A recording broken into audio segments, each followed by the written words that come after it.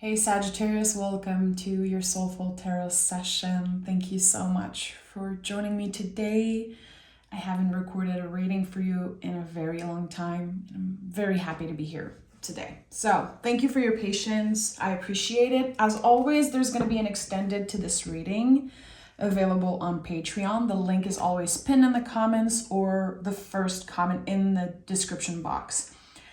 I invite you to join me over there. There's certain things I'm sharing for free. I'm going through all the tarot cards and sharing mini podcast episode, just intuitively navigating the tarot and sharing some, card wisdom with you guys.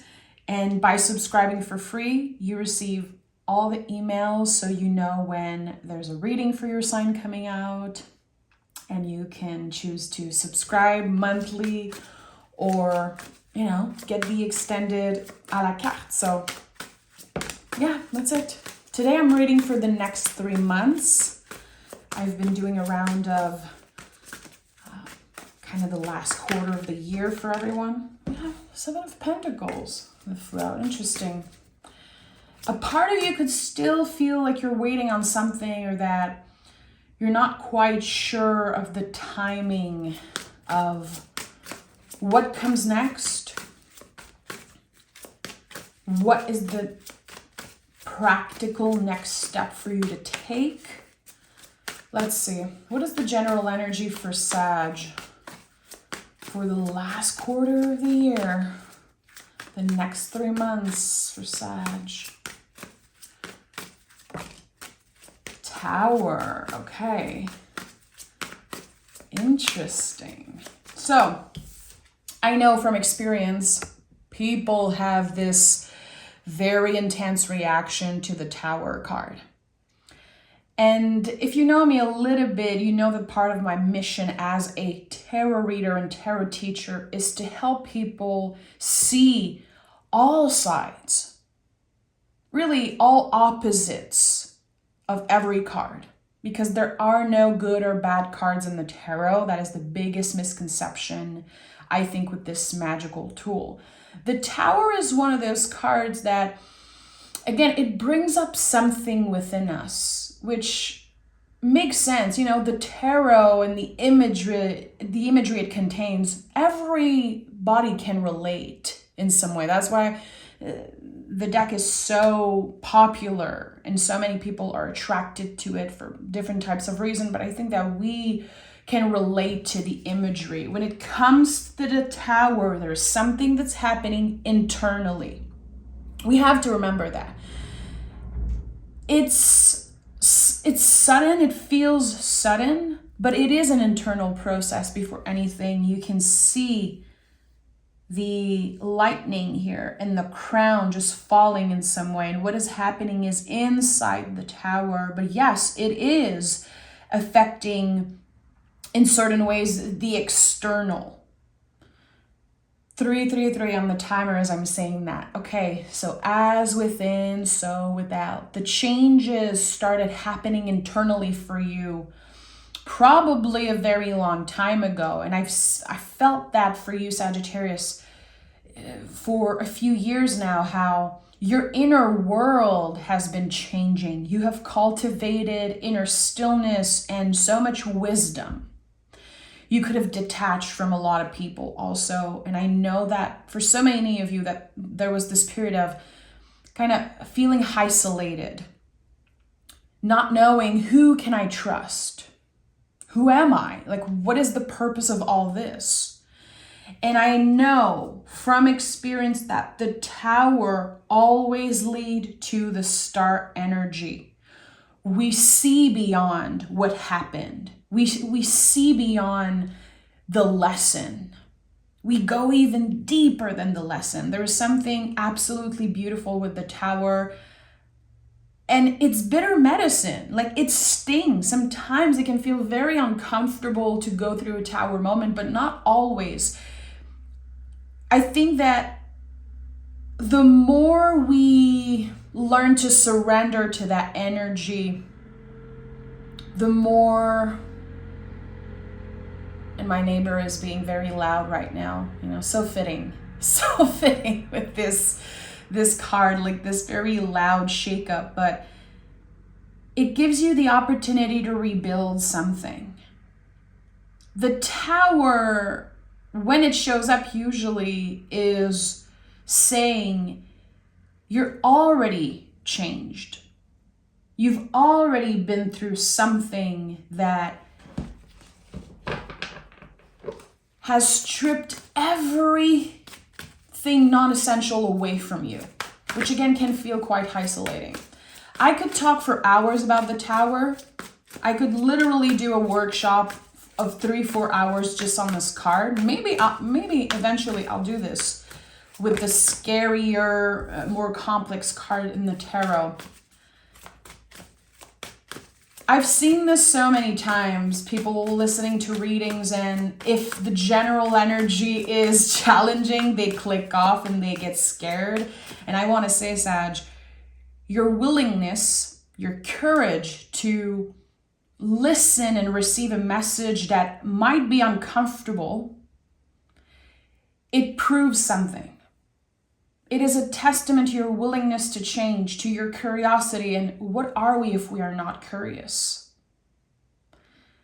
There is something here that you're being shown in advance for a reason, and it will be life-changing. If you have been waiting for a change, if you have been craving some type of new beginning, a renaissance of some sort, personal renaissance, which is definitely what I'm getting here. This is it. This could be your message. 2 of Wands. So again, it's very important for me to say, if you are choosing to listen, to receive this message, even if the Tower brings up something a little scary within you, I think this is a testament to how dedicated you are to change, new experience, and you are ready for that rebirth. Again, I'm getting personal renaissance, which feels so much more poetic than rebirth. Okay, so the 2 of Wands is this period of waiting. I don't know if you've ever noticed that the 2 and 3 of Wands are very similar when you look at the imagery. Here we have a wand grounded and one that isn't touching the ground. In the 3 of Wands, we have 3 wands deeply rooted in the ground. So here we feel like we're waiting on something. We are not stuck. We are on the verge of a new beginning. And since this is number 2, we are starting to feel like, okay, there's potential here. I'm liking this. I'm starting to feel more and more grounded. I'm rooting in some way in my present life, and it's starting to feel good. Your energy can be coming back after a period of stillness, a period of, maybe isolation, but I'm getting that so many of you were feeling lost. Like, this is not the first Tower that you've encountered in the past 5 years. Every time you had a few months of nice energy and blessings and good things coming, there was something just shaking you. You weren't supposed to get comfortable. I think that there's something that was redirecting you somewhere completely different. And at one point, the things that you wanted, you did not get. The things you thought you wanted, you did not get. But you are inevitably getting what you need the most, which in the next 3 months, it will start making more sense why you were redirected, why so many things were stripped away from you, the non-essential. You could have felt like you were kind of pushed away. I'm getting like taken out of a situation. But no, you were pressured, very gently pressured by the universe somewhere different to Get closer to your dream, closer to your purpose. But their perception here was, I'm waiting, I'm still waiting. Why is nothing happening?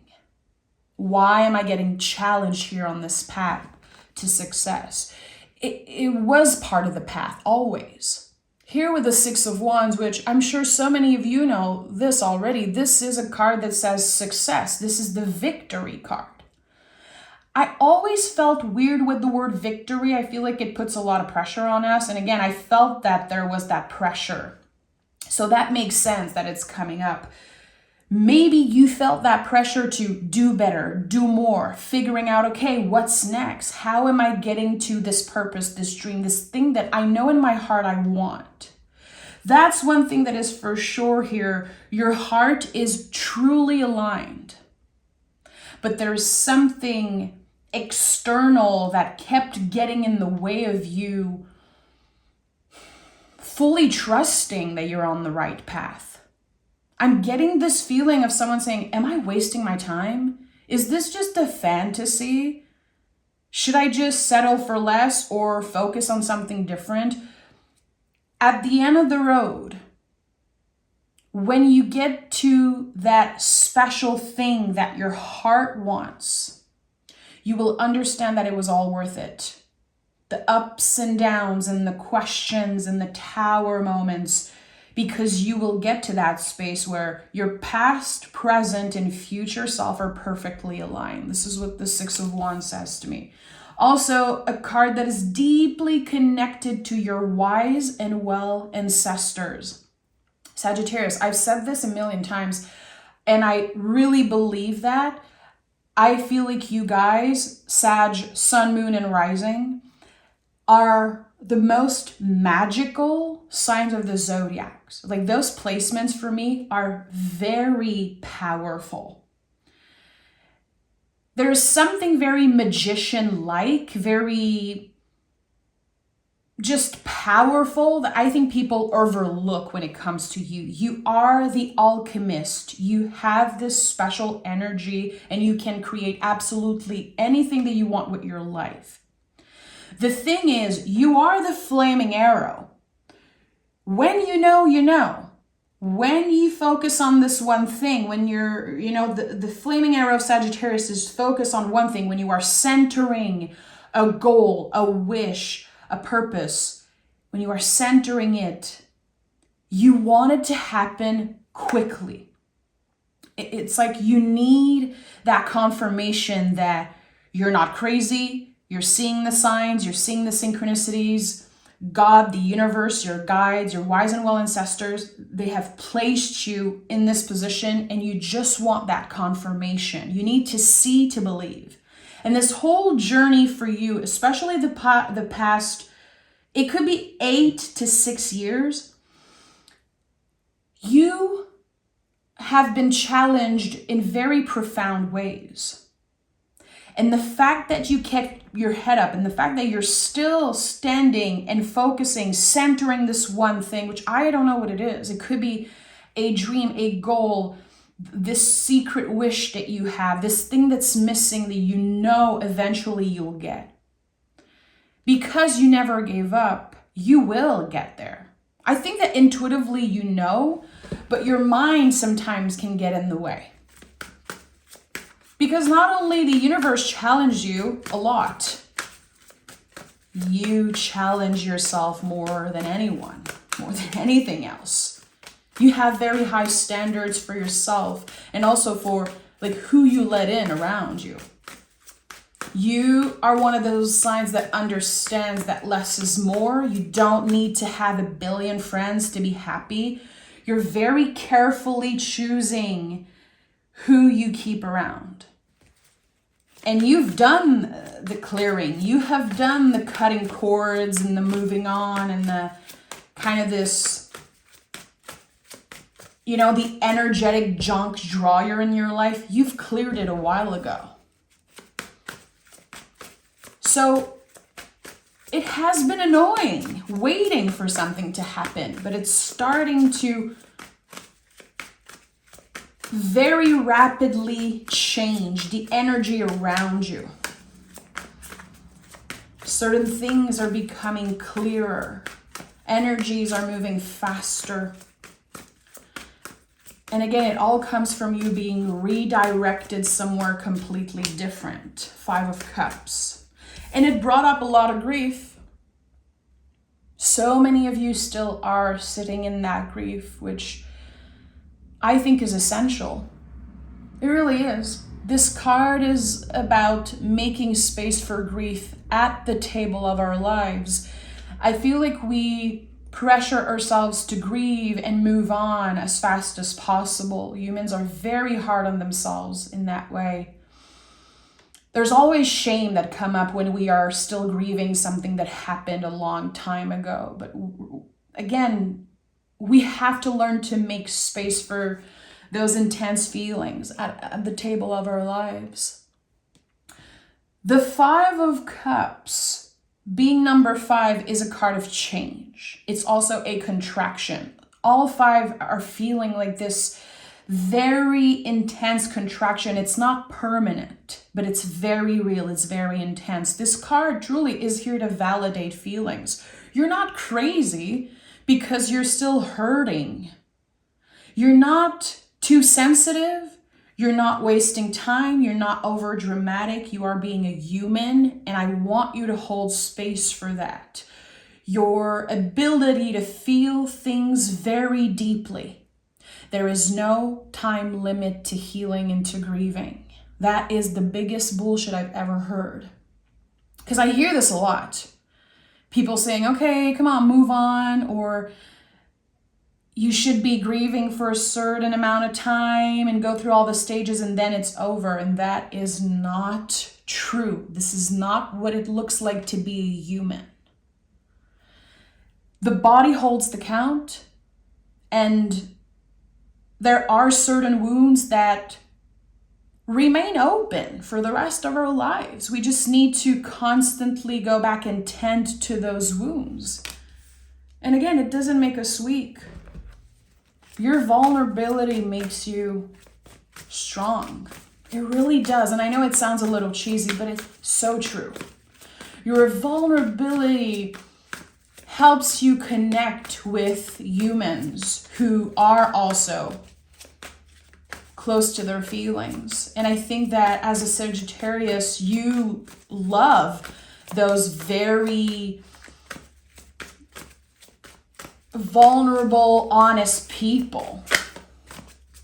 You don't care for the level surface stuff. You don't need that. You go deeper, just you as you are. So when it comes to your relationships, of course you need to be able to show up as the most vulnerable part of yourself. You cannot always be the strong one, and you cannot always be the one who says yes to everything, who never overreacts, who never gets hurt, who never speak their mind. There's just this honesty about you that I cherish. You guys know. You guys, if this isn't your first time here, you know my relationship to Sagittarius and how much magic they bring in my life on a daily. And what I love about the Sag friends and the Sag people in my life is that I don't need to text them every day for them to remember how much I love them. There's this love and this respect in the sacred pause sometimes. I know they're thinking about me. You guys know I'm thinking about you, even if sometimes we don't text or call or see each other for a while. There's this honoring here, this knowing.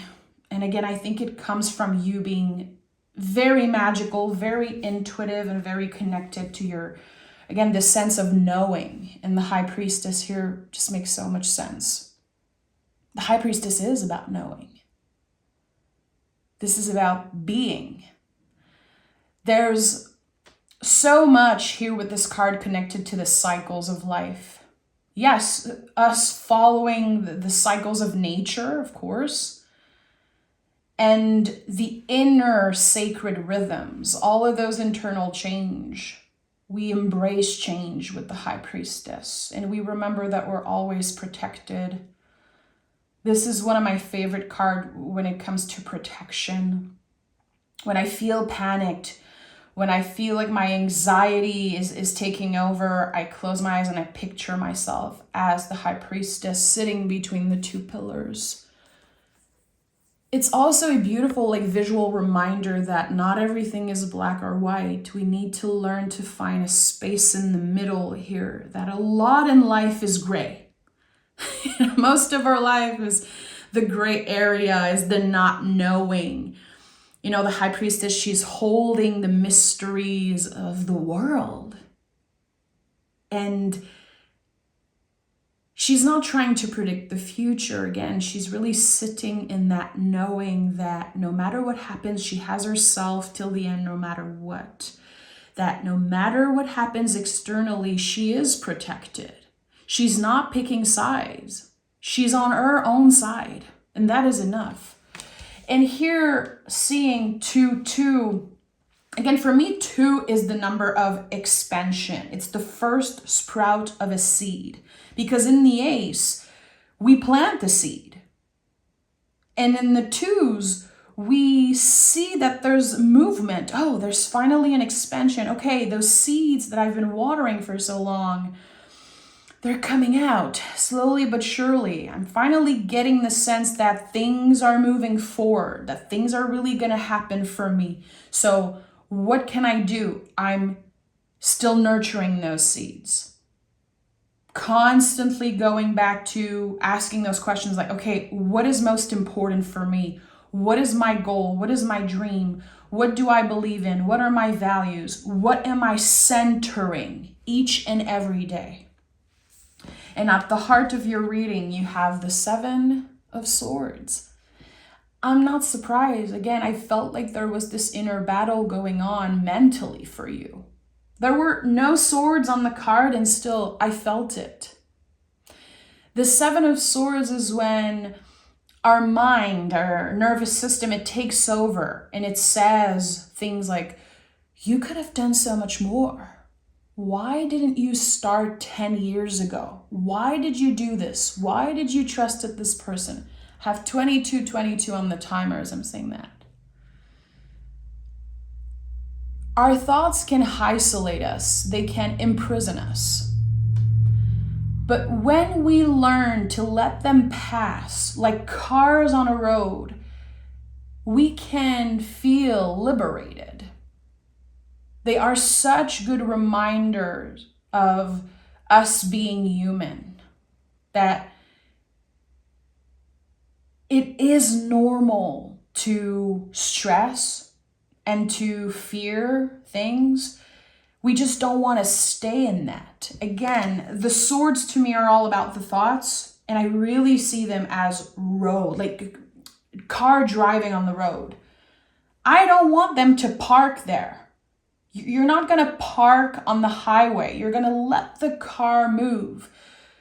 So thoughts are not necessarily true. Most of the times they're not true, but they feel very real because anxiety and, our nervous system, it really affects our bodies sometimes. And when we let the thought park, like this car on the highway, it starts becoming like a belief. And the things with beliefs is that they really feel so true. They feel so real. The things that we heard as kids, the judgments of other people. You're never going to be able to do this. Why did you do this? I told you you should have done this. Like other people's opinion a lot of the times come up with the 7 of Swords. And it's interesting how we have 2 swords in the past. The number 2 seems very important for you in the next 3 months. Notice when you see it, when your guides are sending number 2 your way, it's this constant reminder that, hey, things are happening. You're not stuck. Keep on centering those seeds. Come back home into presence. Come back home into yourself. And get curious about, those thoughts that feel so real. We don't want to ignore that. We don't. This card also can be about disassociation sometimes. Ignoring things. and then experiencing some type of a wake-up call, like, hey, okay, I've ignored this thing for months now. Let me just sit with it and see what I can do without judging myself. And I feel like one of the example that's coming through is, you receive that one text and it makes you overwhelmed. And then you wait and wait and wait. And the longer you wait, the more stressful it is. I feel like here there could be an invitation to not wait if you see that it's making you feel anxious. Sometimes just responding and saying, hey, I'm not available right now. I've read your message. Let me get back to you when I'm available. And if people get pissed at you, well, it's a great confirmation that you should not invest time in them. You should not. People can wait. If they truly care, they will wait. And the Magician is here. And we have another 2 at the bottom of the deck. Again, I feel like underneath it all, this magical angel number keeps finding you. I love this. So the Magician is here. The Magician is potential. And what is potential if we don't do anything about it? I feel again like there's this sense of you feel like you're stuck. But you have done all the things. You have planted the seed. You've done what you were supposed to do. And I'm getting that you're pressuring yourself. Okay, but what should I do next? What can I do more for this thing to come faster, to happen faster? And it feels like your guides are saying you need to give it more time and you need to heal your relationship with timing. Remember when I was shuffling the cards, before I picked the Tower, the 7 of Pentacles came through. And it makes sense, this feeling of timing. I'm getting older. I need things to happen now, and pressuring yourself like, why didn't this happen sooner? And the goal here is to heal your relationship with the timing, because things will happen when it's time. And you pressuring yourself and you forcing things and really rushing things, it only gives your brain the illusion that things are happening. But again, it might not be the truth. Something has already begun. And it might not be enough for you. Maybe you planted a few seeds and you're like, yeah, I wanted to plant a whole freaking garden. Where does that come from? This immense pressure that you're not doing enough, which is such a big lie. The 7 of Swords is at the heart of your reading. And this is the myth of not enoughness. It will always come up for you when you feel like you're not enough or you're not doing enough. Especially it coming next to the High Priestess. It's like, yeah, you're doing enough. You're learning to be right now. And the 8 of Cups is here. So there are more things in your life that you are working on releasing at this time. Old chapters. Something that you are transforming around, because the 8s are about transformation. You walk into the 8s one way and you come out of them completely different, completely changed. What happened recently? In the past 8 months? Since the beginning of the year, really, what happened in 2025 that kind of forced you to transform, to move away, to change in some way?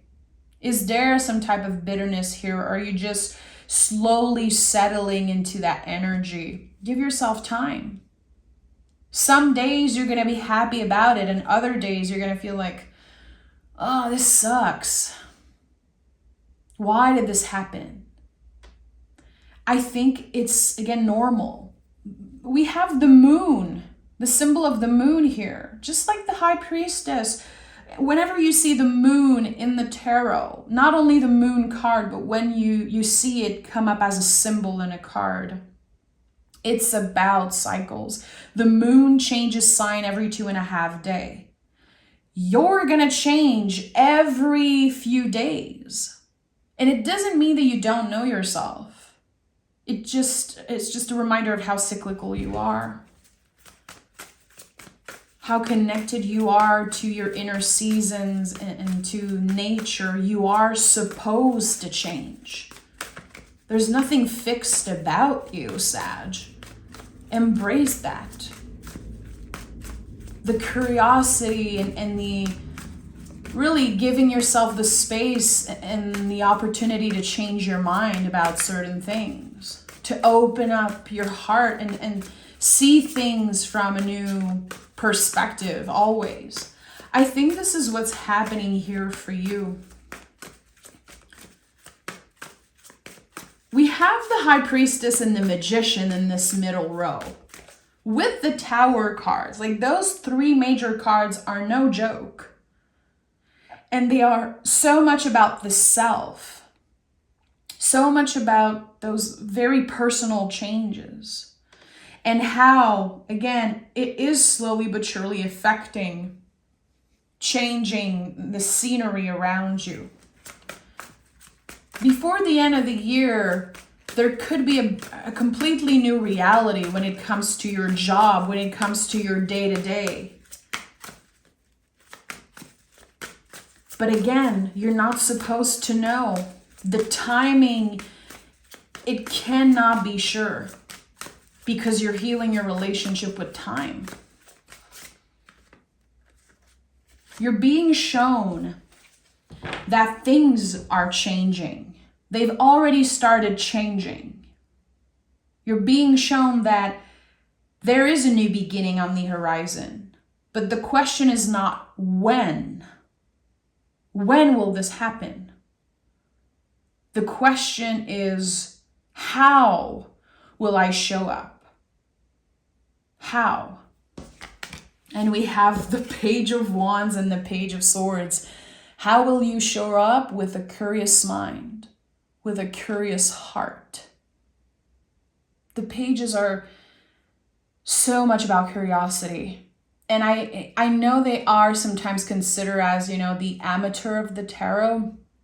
And I read something recently that amateur is amare in Latin, and amare means for the love of it. Doing things just for the love of it, not because you're trying to prove something. Not because you want to prove to your parents that you can take care of yourself, or you don't need them, you don't need anyone. Not to prove to anyone that you are an amazing, magical person. You don't need to prove anything. You don't have anything to prove. You don't. You owe it to yourself to remain curious, to tap into different possibilities and different timelines, even to be so deeply rooted in who you are and what your heart wants that nothing can change that magical heart of yours. I really feel like you have dealt with a lot of people who tried to take something away from you. Maybe you have dealt with jealousy. And I don't think it was that obvious. I think that maybe for a while you have felt crazy. Like, am I the problem? Am I the only one seeing that jealousy and seeing that those people are not good to me? And there's a lot of things that happened to you in the past, again, 6 to 8 years, that it was so unfair. And you're probably the only one who saw how unfair it was. And in that period of isolation, in that period of evolution, you have found yourself time and time again. You have renovated like your whole life path. don't forget how far you've come. Why do you keep forgetting? And I'm saying that, but it really is because you are human.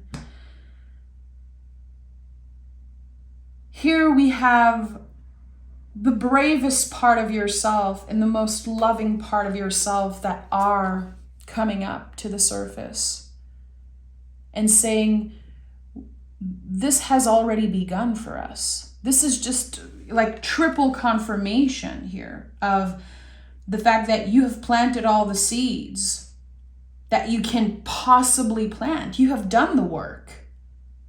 Now you have to give yourself the time to really become this new version of yourself, to live this new reality. That whenever your mind says, okay, what's next? You come back into presence and you say, here, right now, that's what's next. I'm in it. I'm already in it. I'm not stuck. I'm already in this new beginning. So, Sagittarius, I hope you join me in the extended. And by the way, the extended is a second reading completely. I'm not just clarifying cards. I'm going to pick one of the 10 cards here to see what wants to come through with us in part 2. And I am really extending this whole session.